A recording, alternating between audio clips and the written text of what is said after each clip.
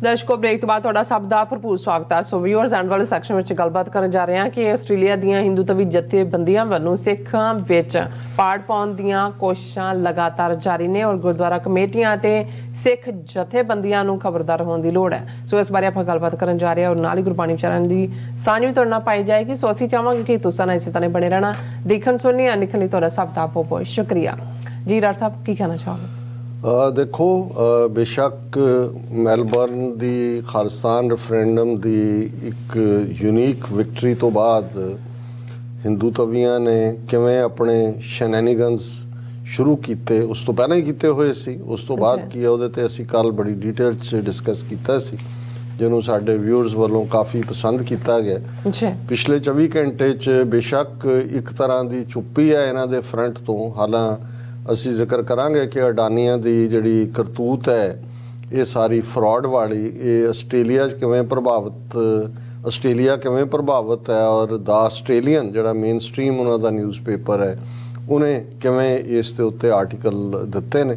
ਲੇਕਿਨ ਅਸੀਂ ਸਿੱਖ ਪਰਸਪੈਕਟਿਵ ਤੋਂ ਜੇ ਗੱਲ ਕਰੀਏ ਕਿ ਦੁਸ਼ਮਣ ਦੀ ਹੁਣ ਨੈਕਸਟ ਲਾਈਨ ਕੀ ਹੈ ਔਰ ਜਿਹੜੇ ਇੱਕ ਉਹਨਾਂ ਨੂੰ ਇਹ ਲੱਗਦਾ ਵੀ ਇਸ ਮੁੱਦੇ ਦੇ ਉੱਤੇ ਖਾਲਿਸਤਾਨ ਰੈਫਰੈਂਡਮ ਦੇ ਵੀ और जो वायलेंस क्रिएट की इन्होंने खुद ही, इस दे उत्ते अजे तक गुरुद्वारा कमेटियां जां सिख संस्थावां जां ईवन कोई इंडिविजुअल सिख भी जिन्हां दा कमेटी च भार होए उन्होंने कोई कंडैमिनेशन वाले बयान नहीं दिते। उन्होंने कोई हिंदुआं नाल भरा भरा असीं वड्डे भाई छोटे भाई वाले बयान नहीं, लहू मास की है नौ मास का रिश्ते की गल नहीं की।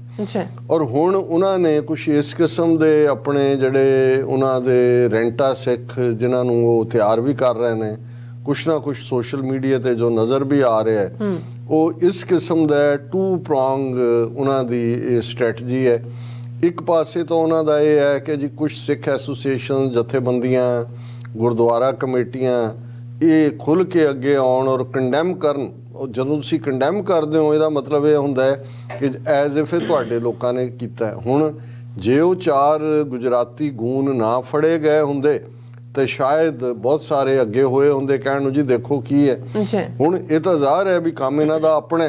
ਸੋ ਉਹ ਅਜੇ ਤੱਕ ਮੇਨ ਗੁਰਦੁਆਰਾ ਕਮੇਟੀਆਂ ਔਰ ਅਸੀਂ ਉਹਨਾਂ ਨੂੰ ਜਿਹੜੀ ਪਿਆਰ ਭਰੀ ਤਾੜਨਾ ਵੀ ਜ਼ਰੂਰ ਦੇਣਾ ਚਾਹੁੰਦੇ ਹਾਂ। ਤਾੜਨਾ ਨਹੀਂ ਮੈਂ ਲਫ਼ਜ਼ ਕਹਿਣਾ ਚਾਹੁੰਦਾ, ਪਰ ਫਿਰ ਵੀ ਤਾੜਨਾ ਜਿਹੜਾ ਹੈ ਉਹ ਬਾਮੁਲਾਜ਼ਾ ਹੋਸ਼ਿਆਰ ਇਸ ਸੈਂਸ ਦੇ ਵਿੱਚ ਹੈ ਕਿ ਪੈਨਿਕ ਦੇ ਵਿੱਚ ਜਾਂ ਇਹਨਾਂ ਦਾ ਜਿਹੜਾ ਜਿਸ ਕਿਸਮ ਦਾ ਇੱਕ ਖੌਫ ਦਾ ਜਾਲ ਬੁਣਦੇ ਨੇ ਉਹਦੇ 'ਚ ਆ ਕੇ ਕੋਈ ਵੀ ਐਸਾ ਕੰਮ ਜਿਹੜਾ ਜਦੋਂ ਤੁਸੀਂ ਇਹਨਾਂ ਦੇ ਨਾਲ ਹੁਣ ਹੈਂਡ ਜੁਆਇਨ, ਉਹਨਾਂ ਨੇ ਇਹਨਾਂ Hindu council, Hindu federation, Hindu media ਔਰ ਦਾ ਆਸਟ੍ਰੇਲੀਅਨ ਟੁਡੇ, ਉਹਨਾਂ ਨੇ ਤਾਂ ਕੋਈ ਕਸਰ ਬਾਕੀ ਨਹੀਂ ਛੱਡੀ ਸਮੁੱਚੀ ਸਿੱਖ ਕੌਮ ਨੂੰ ਉੱਥੇ ਬਦਨਾਮ ਕਰਨ ਦੇ ਲਈ।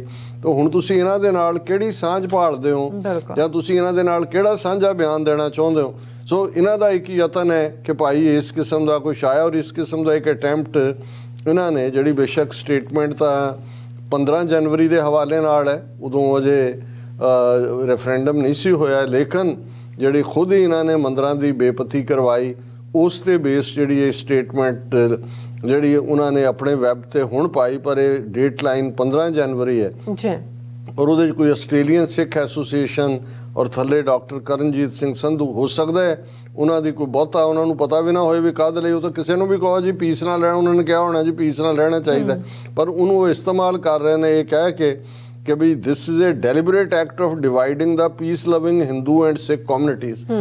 ਪਹਿਲੀ ਗੱਲ ਕਿ ਵੀ ਜਿਹੜੀ ਰੈਫਰੈਂਡਮ ਦੀ ਲਾਈਨ ਹੈ ਉਹ ਤਾਂ ਸਟੇਟ ਦੇ ਤੋਂ ਆਪਣਾ ਹੱਕ ਲੈਣ ਦੀ ਹੈ, ਉਹਦੇ 'ਚ ਹਿੰਦੂ ਤੇ ਸਿੱਖ ਕੌਮ ਇਹ ਤਾਂ ਇਹੀ ਤੁਸੀਂ ਬਣਾ ਰਹੇ ਹੋ ਇਹਨੂੰ ਹਿੰਦੂ ਸਿੱਖ ਇਸ਼ੂ ਔਰ ਤੁਸੀਂ ਡਿਜਿਸਟ ਕਰੋ, ਇਹ ਤਾਂ ਕੋਈ ਇਸ਼ੂ ਹੀ ਨਹੀਂ ਹੈ। ਤੁਹਾਡੇ ਤਾਂ ਇੱਥੇ ਬੈਠੇ ਜਿਹੜੇ ਨੇ ਉਹ ਸਿੱਖਾਂ ਦਾ ਮੁਕੰਮਲ ਬਾਈਕਾਟ ਕਿ ਉਹਨਾਂ ਨਾਲ ਬਿਜ਼ਨਸ ਡੀਲ ਵੀ ਨਾ ਕਰੋ। ਅਮਰੀਕਾ ਕੈਨੇਡਾ ਇਸ ਕਿਸਮ ਦਾ ਤੁਸੀਂ ਪ੍ਰੋਪੇਗੈਂਡਾ ਆਸਟ੍ਰੇਲੀਆ 'ਚ ਵੀ ਕਰ ਰਹੇ ਹੋ ਔਰ ਲੇਕਿਨ ਉਹ ਕਹਿਣਾ ਕੀ ਚਾਹੁੰਦੇ ਨੇ, we request Australian law enforcement agencies to investigate this heinous act and ensure that culprits face the full force of the law of the land। ਬਿਲਕੁਲ ਇਹ ਤਾਂ ਕੌਣ ਸਿੱਖਾਂ ਦੀ ਤਾਂ ਪਹਿਲੇ ਦਿਨ ਤੋਂ ਮੰਗ ਹੈ ਵੀ ਦੇਖੋ 4 ਫੜ ਕੇ ਤੁਹਾਡੇ ਹਵਾਲੇ ਕੀਤੇ ਨੇ, ਹੁਣ ਦੇਖੋ ਉਹਨਾਂ ਦੇ ਖਿਲਾਫ ਕੀ ਕਾਰਵਾਈ ਕਰਦੇ ਨੇ। ਔਰ ਨਾਲ ਦੀ ਨਾਲ ਉਹ ਕਹਿ ਰਹੇ ਨੇ we hope Australian agencies will defeat any foreign agencies which are trying to create disharmony and fear among section of Australian Indians. ਹੁਣ ਕਿਹੜੀਆਂ ਫੋਰਨ ਏਜੰਸੀਜ਼ ਨੇ? ਰਾ ਹੈ, ਇੰਟੈਲੀਜੈਂਸ ਬਿਊਰੋ ਹੈ। ਜਿਵੇਂ ਸੌਫਟ ਟਾਰਗੇਟ ਵਾਲਿਆਂ ਨੇ ਕਿਹਾ ਸੀ ਕਿ ਗੱਡੀਆਂ ਭਰ ਕੇ ਲਿਆਓ, ਹਾਈ ਕਮਿਸ਼ਨ ਇੰਡੀਆ ਦੇ ਔਰ ਕੌਂਸਲੇਟ ਤੋਂ ਵੈਨਕੂਵਰ ਸਾਰੇ ਸਬੂਤ ਮਿਲ ਜਾਣਗੇ ਕਿ ਵੀ ਇਹ 에ਅਰ ਇੰਡੀਆ ਕਿਹਨੇ ਕਰਵਾਇਆ। ਸੋ ਅਸੀਂ ਬਿਲਕੁਲ ਆਸਟ੍ਰੇਲੀਅਨ ਅਥਾਰਟੀਜ਼ ਨੂੰ ਕਹਿੰਦੇ ਹਾਂ ਵੀ ਜਿੰਨੇ ਇਹਨਾਂ ਦੇ ਉੱਤੇ ਉਹ ਸਿੱਖੀ ਨਾਵਾਂ ਵਾਲੇ ਵੀ ਬਣਾਏ ਹੋਏ ਨੇ ਕੌਂਸਲ ਜਨਰਲ ਔਰ ਇਹਨਾਂ ਦੇ ਹਾਈ ਕਮਿਸ਼ਨਰ, ਉਹਨਾਂ ਸਾਰਿਆਂ ਨੂੰ ਸੱਦੋ ਔਰ ਤੁਸੀਂ ਉਹਨਾਂ ਦਾ ਦੇਖ ਲਓ। ਸਾਰੇ ਜਿਹੜੇ ਫੁੱਟ ਸਟੈਪਸ ਨੇ ਉਹ ਸਾਰੇ ਇੰਡੀਅਨ ਹਾਈ ਕਮਿਸ਼ਨ ਕੌਂਸਲੇਟ ਨੂੰ ਜਾਂਦੇ ਨੇ ਜਿਹੜੇ ਵਾਇਲੈਂਸ ਕਰ ਰਹੇ ਨੇ। ਪਰ ਇਹਦੇ ਨਾਲ ਇੱਕ ਜਿਹੜਾ ਦੂਸਰਾ ਇਮੇਜ ਇਹ ਕ੍ਰੀਏਟ, ਇੱਕ ਤਾਂ ਇਹਨਾਂ ਦਾ ਇਹ ਆਬਜੈਕਟਿਵ ਹੈ ਕਿ ਡਿਵਾਈਡ ਕਰੋ ਸਿੱਖ ਕਮਿਊਨਿਟੀ ਨੂੰ, ਕੋਈ ਕਮੇਟੀ ਕੋਈ ਇੰਡੀਵਿਜੂਅਲ ਸਿੱਖ ਬਿਆਨ ਦੇ ਦੇ ਫਿਰ ਦੂਜੇ ਸਿੱਖ ਉਹਦੇ ਪਿੱਛੇ ਪੈ ਜਾਣ, ਫਿਰ ਇਹ ਹੋਏ ਜੀ ਦੇਖੋ ਇਹ ਤਾਂ ਇੱਕ ਮੋਡਰੇਟ ਸਿੱਖ ਨੇ, ਇੱਕ ਫੰਡਾਮੈਂਟਲਿਸਟ ਸਿੱਖ ਨੇ। ਦੂਸਰਾ ਇਹ ਆਰਗੂਮੈਂਟ ਇੱਥੇ ਵੀ ਇਸਤੇਮਾਲ ਹੁੰਦਾ ਰਿਹਾ, ਦੇਖੋ ਜੀ ਬਾਹਰ ਜਾ ਕੇ ਜਦੋਂ ਅਸੀਂ ਨਾਅਰੇ ਲਾਉਂਦੇ ਹਾਂ ਕੌਂਸਲੇਟਾਂ ਦੇ ਬਾਹਰ ਜਾਂ ਦੂਜੇ, ਉਹਦੇ 'ਚ ਕੀ ਨਿਕਲਦਾ ਹੈ? ਉਹਦੇ ਕੋਲੋਂ ਤਾਂ ਸੈਮੀਨਾਰ ਹੋਣੇ ਚਾਹੀਦੇ ਨੇ। ਇੱਥੇ ਵੀ ਇਹ ਆਰਗੂਮੈਂਟ 90s ਦੇ ਵਿੱਚ ਰਿਹਾ ਸੈਮੀਨਾਰ। ਅਸੀਂ ਕਿਹਾ ਜੀ ਤੁਹਾਨੂੰ ਕਿਸੇ ਨੇ ਰੋਕਿਆ ਸੈਮੀਨਾਰ ਕਰਨ ਤੋਂ? ਤੁਸੀਂ ਸੈਮੀਨਾਰ ਕਰੋ। ਪਰ ਇਹ ਜਦੋਂ ਤੱਕ ਇੱਕ ਸਿੱਖ ਵੀ ਬਾਂਹ ਉਲਾਰ ਕੇ ਖਾਲਿਸਤਾਨ ਜ਼ਿੰਦਾਬਾਦ ਕਹਿੰਦਾ ਔਰ ਕਹਿੰਦਾ ਇਨਸਾਫ ਲੈਣਾ ਹੈ, ਉਹ ਇੰਡੀਅਨ ਕੌਂਸਲੇਟ ਦੇ ਬਾਹਰ ਖੜਾ ਹੈ ਕਿਸੇ ਵੀ ਦੁਨੀਆ ਦੇ ਖਿੱਤੇ 'ਚ, ਉਦੋਂ ਤੱਕ ਖਾਲਿਸਤਾਨ ਦੀ ਮੂਵਮੈਂਟ ਜਿਉਂਦੀ ਹੈ। ਹੁਣ ਇੱਕ ਤਬਕਾ ਉਹ ਵੀ ਹੈ, ਤੁਸੀਂ ਗੁਰਦੁਆਰਿਆਂ 'ਚ ਅਸੀਂ ਮਨਾਉਂਦੇ ਹਾਂ ਸ਼ਹੀਦੀ ਸਮਾਗਮ ਵੀ, ਦੂਜੇ ਵੀ, ਬਹੁਤ ਚੰਗੀ ਗੱਲ ਹੈ। ਪਰ ਜਿੰਨੀ ਇੰਪੋਰਟੈਂਸ ਪ੍ਰੋਟੈਸਟ ਦੀ, ਰੈਲੀਜ਼ ਦੀ ਔਰ ਖ਼ਾਸ ਤੌਰ 'ਤੇ ਨਗਰ ਕੀਰਤਨਾਂ ਦੇ ਮੌਕੇ ਸਾਡੇ ਸ਼ਹੀਦ ਜੁਝਾਰੂਆਂ ਦੀਆਂ ਤਸਵੀਰਾਂ ਦੇ ਨਾਲ ਮਾਰਚ ਕਰਨ ਦੀ ਹੈ, ਇਹ ਇੰਡੀਅਨ ਗਵਰਨਮੈਂਟ ਨੂੰ ਪੁੱਛੋ ਉਹਦੀ ਕੀ ਅਹਿਮੀਅਤ ਹੈ। ਕੈਨੇਡਾ 'ਚ ਕਿੰਨੀ ਦੇਰ ਆਫੀਸ਼ੀਅਲ ਪ੍ਰੋਟੈਸਟ ਕਰਦੇ ਰਹੇ ਜੀ ਕਿ ਫੋਟੋਆਂ ਹਟਾਓ। ਸਰੀ ਦੇ ਨਗਰ ਕੀਰਤਨ 'ਚ ਉਹਨਾਂ ਨੇ ਇੱਕ ਦੋ ਸਾਲ ਐਸਾ ਵੀ ਹੋਇਆ ਕਿ ਇੰਨਾ ਕੁ ਉਹਨਾਂ ਦਾ ਦਬਾਅ ਬਣ ਗਿਆ ਕਿ ਜਿਹੜੇ ਪ੍ਰੀਮੀਅਰ ਦੂਜੇ ਆਉਂਦੇ ਸੀ ਉਹ ਆਏ ਨਹੀਂ। ਉਹਨਾਂ ਨੇ ਕਿਹਾ ਜੀ ਇਹ ਫੋਟੋਆਂ ਹਟਾਓ। ਉਹ ਸਿੱਖਾਂ ਨੇ ਕਿਹਾ ਵੀ ਨਹੀਂ ਹੋਣਾ, ਮਤ ਆਓ, ਅਸੀਂ ਤੁਹਾਡੇ ਲਈ ਥੋੜੀ ਕੱਢਦੇ ਹਾਂ। ਉਹ ਸ਼ਰਮਿੰਦੇ ਜਿਹੇ ਹੋ ਕੇ 2 ਸਾਲ ਬਾਅਦ ਫਿਰ ਆ ਗਏ। ਸੋ ਜੇ ਦੁਸ਼ਮਣ ਨੂੰ ਇਹ ਤਕਲੀਫ ਹੈ ਇਹਨਾਂ ਤਸਵੀਰਾਂ ਦੇ ਨਾਲ, ਜਾਂ ਉਹ ਪ੍ਰੋਟੈਸਟ ਜਾਂ ਦੂਜੇ ਤੋਂ ਇੰਨਾ ਘਬਰਾਉਂਦੇ ਨੇ, ਜਿਵੇਂ ਆਸਟ੍ਰੇਲੀਆ 'ਚ ਜੇ ਉਹਨਾਂ ਨੇ ਝੰਡਾ ਚੜਾਉਣਾ ਸੀ 26 ਜਨਵਰੀ ਨੂੰ ਪਰਥ 'ਚ, ਤੇ ਉੱਥੋਂ ਕਰਕੇ ਫੰਕਸ਼ਨ ਆਪਣਾ ਕਿਤੇ ਹੋਰ ਲੈ ਗਏ। ਉਹਨਾਂ ਨੂੰ ਤੁਹਾਡੇ ਨਗਾਰੇ ਤੋਂ ਖੌਫ ਹੈ, ਉਹਨਾਂ ਨੂੰ ਤੁਹਾਡੇ ਜੈਕਾਰੇ ਤੋਂ ਖੌਫ ਹੈ, ਉਹਨਾਂ ਨੂੰ ਤੁਹਾਡੇ ਖਾਲਿਸਤਾਨ ਜ਼ਿੰਦਾਬਾਦ ਤੋਂ ਖੌਫ ਹੈ, ਤੇ ਤੁਸੀਂ ਅੰਦਰ ਬੈਠੇ ਡਰੀ ਜਾਂਦੇ ਹੋ ਕਿ ਕਹੋ ਜੀ ਨਹੀਂ ਇਹ ਸਾਨੂੰ ਸਟ੍ਰੈਟਜੀ ਬਦਲਣੀ ਚਾਹੀਦੀ ਹੈ, ਪ੍ਰੋਟੈਸਟਾਂ ਵਗੈਰਾ 'ਚੋਂ ਨਹੀਂ ਨਿਕਲਦਾ। ਤੁਸੀਂ ਸੈਮੀਨਾਰ ਵੀ ਕਰੋ, ਰੈਲੀਆਂ ਵੀ ਕਰੋ, ਸ਼ਹੀਦੀ ਦੀਵਾਨ ਤਾਂ ਹੁੰਦੇ ਹੀ ਹੁੰਦੇ ਨੇ, ਪਰ ਪ੍ਰੋਟੈਸਟ ਦਾ ਜੋ ਇੱਕ ਇੰਪੋਰਟੈਂਟ ਰੋਲ ਹੈ ਇਸ ਸਾਰੀ ਡਿਫਾਇੰਸ ਦੇ ਵਿੱਚ, ਜਿਹੜਾ ਵੀ ਇਸ ਤੋਂ ਹਟਾਉਣ ਦੀ ਕੋਸ਼ਿਸ਼ ਕਰਦਾ ਹੈ, ਸਮਝੋ ਕਿ ਬਈ ਉਹ ਜਾਣੇ ਅਣਜਾਣੇ ਕਿਤੇ ਨਾ ਕਿਤੇ ਇੰਡੀਅਨ ਏਜੰਸੀਆਂ ਦੇ ਝਾਂਸੇ ਵਿੱਚ ਫਸਿਆ ਹੋਇਆ। ਔਰ ਕਨਕਲੂਜਨ ਦੇ ਵਿੱਚ ਅਸੀਂ ਇੱਕ ਸ਼ਲੋਕ ਜ਼ਰੂਰ ਅੱਜ ਦੇ ਵਿਚਾਰ ਦੇ ਵਿੱਚ ਵਿਚਾਰਾਂਗੇ। ਤੀਸਰੇ ਪਾਤਸ਼ਾਹ ਦਾ ਮਹੱਲਾ 3 ਦੇ ਥੱਲੇ ਹੈ ਔਰ ਸ੍ਰੀ ਰਾਗ ਕੀ ਵਾਰ ਮਹੱਲਾ 4 ਸ਼ਲੋਕਾਂ ਨਾਲ, ਔਰ ਉਹਨਾਂ ਦੇ ਆਪਣੇ ਸ਼ਲੋਕ ਨੇ ਚੌਥੇ ਪਾਤਸ਼ਾਹ ਦੇ, ਪਰ ਉਹਨਾਂ ਨੇ ਕਿਉਂਕਿ ਜਦੋਂ ਵਾਰ ਸ਼ਲੋਕਾਂ ਨਾਲ ਹੈ, ਅਸੀਂ ਆਸਾ ਕੀ ਵਾਰ ਦੇਖਦੇ ਹਾਂ ਤੇ ਉਹਦੇ 'ਚ ਵੀ ਗੁਰੂ ਅੰਗਦ ਸਾਹਿਬ ਦੇ ਸ਼ਲੋਕ ਵੀ ਉਹਦੇ ਹਿੱਸਾ ਹੁੰਦੇ ਨੇ। ਮਹੱਲਾ 3, ਹੋਰ ਬਿਰਹਾ ਸਭ ਧਾਤ ਹੈ, ਜਬ ਲਗ ਸਾਹਿਬ ਪ੍ਰੀਤ ਨਾ ਹੋਏ, ਇਹੋ ਮਨ ਮਾਇਆ ਮੋਹਿਆ, ਵੇਖਣ ਸੁਣਨ ਨਾ ਹੋਏ, ਸਹਿ ਦੇਖੇ ਬਿਨ ਪ੍ਰੀਤ ਨਾ ਉਪਜੈ, ਅੰਧਾ ਕਿਆ ਕਰੇ, ਨਾਨਕ ਜਿਨੀ ਅੱਖੀਂ ਲੀਤੀਆਂ, ਸੋਈ ਸੱਚਾ ਦੇ। ਤੇ ਇਥੋਂ ਪੌੜੀ ਸ਼ੁਰੂ ਹੋ ਜਾਂਦੀ ਹੈ। ਹੁਣ ਅਸੀਂ ਇਸ ਸ਼ਲੋਕ ਦੀ ਵਿਚਾਰ ਕਰਦੇ ਹਾਂ ਕਿ ਹੋਰ ਬਿਰਹਾ ਸਭ ਧਾਤ ਹੈ, ਜਬ ਲਗ ਸਾਹਿਬ ਪ੍ਰੀਤ ਨਾ ਹੋਏ। ਹੁਣ ਧਾਤ ਹੈ ਜਿਹੜੀ ਟੈਂਪਰੇਰੀ ਹੈ, ਜਿਹੜੀ ਸਥਿਰ ਨਾ ਰਹਿਣ ਵਾਲੀ ਹੈ, ਕਿ ਦੁਨੀਆਦਾਰੀ ਦੇ ਵਿੱਚ ਵੀ ਅਸੀਂ ਬਿਰਹਾ ਦੇ ਵਿੱਚ ਆਉਂਦੇ ਹਾਂ ਜਦੋਂ ਅਸੀਂ ਆਪਣੇ ਪਿਆਰੇ ਤੋਂ ਵਿਛੜਦੇ ਹਾਂ ਜਾਂ ਕੋਈ ਵਿੱਥ ਪੈਂਦੀ ਹੈ। ਪਰ ਇਹ ਇਸ਼ਕ ਮਿਜ਼ਾਜੀ ਜਾਂ ਦੁਨਿਆਵੀ ਪ੍ਰੀਤ ਜਾਂ ਦੁਨਿਆਵੀ ਮੋਹ ਦਾ ਹਿੱਸਾ ਬਣਦਾ। ਇਹ ਠੀਕ ਹੈ ਕਿ ਜਦੋਂ ਬਿਰਹਾ ਦੀ ਗੱਲ ਕਰਦੇ ਹਾਂ, ਬਿਰਹਾ ਆਖੀਐ, ਬਿਰਹਾ ਤੂੰ ਸੁਲਤਾਨ, ਫਰੀਦਾ ਜਿਤ ਤਨ ਬਿਰਹਾ ਨਾ ਉਪਜੈ, ਸੋ ਤਨ ਜਾਣ ਮਸਾਣ। ਸੋ ਇਹ ਇਸ਼ਕ ਹਕੀਕੀ ਦੀ ਗੱਲ ਹੈ ਅੱਛਾ ਕਿ ਟੈਂਪਰੇਰੀ ਤੌਰ ਦੇ ਉੱਤੇ ਦੁਨਿਆਵੀ ਮੋਹ ਦੇ ਨਾਲ ਜਿਹੜੀ ਹੈ ਇਹ ਸਭ ਜਾਣ ਵਾਲੀਆਂ ਚੀਜ਼ਾਂ ਨੇ।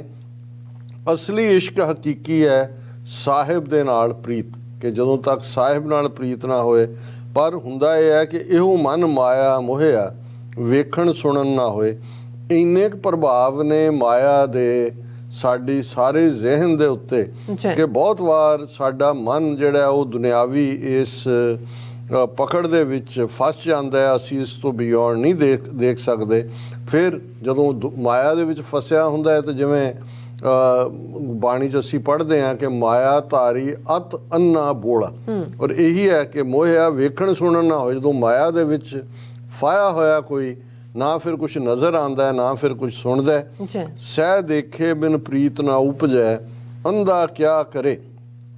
ਕਿ ਭਾਈ ਜਿਹੜਾ ਮਾਇਆ ਦੇ ਵਿੱਚ ਫਸਿਆ ਹੋਇਆ ਹੈ, ਪਿਆਰੇ ਦਾ ਉਹਨੇ ਦੀਦਾਰ ਨਹੀਂ ਕੀਤਾ, ਪਿਆਰੇ ਦੇ ਲਈ ਬਿਰਹਾ ਨਹੀਂ ਹੈ ਤੇ ਪਿਆਰੇ ਤੋਂ ਬਿਨਾਂ ਪ੍ਰੀਤ ਉਪਜਣੀ ਨਹੀਂ ਹੈ, ਤੇ ਉਸ ਅੰਨੇ ਨੂੰ ਕਿੱਥੋਂ ਨਜ਼ਰ ਆਏ, ਉਹ ਕੀ ਕਰੇ।